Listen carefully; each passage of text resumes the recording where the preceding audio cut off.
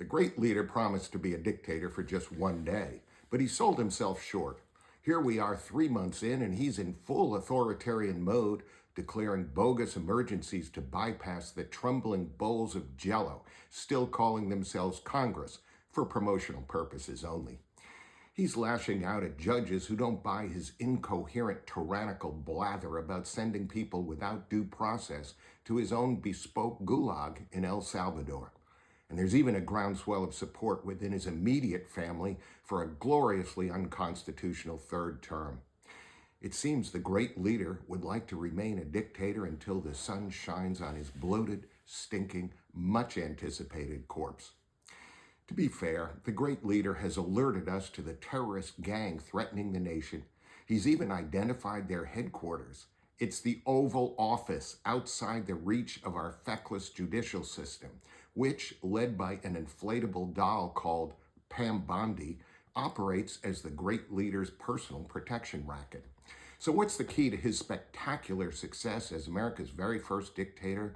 He's surrounded himself by world-class sycophants whose job qualifications are a witchy blend of ignorance, incompetence, cowardice, and blind loyalty, perfectly embodied by the soulless, shape-shifting human doormat Marco Rubio, who once defended democracy and now gleefully reduces it to rubble.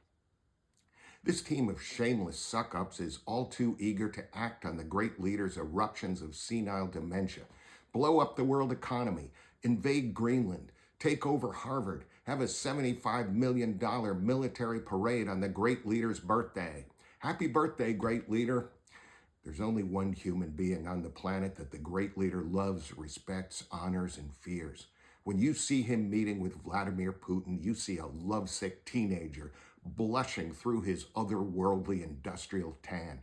The great leader knows in his heart that Putin is simply a better dictator than he is, smarter, more virile, more literate, more ruthless, a man who doesn't hesitate to kill his own people, which is just a gleam in the great leader's eye, for now.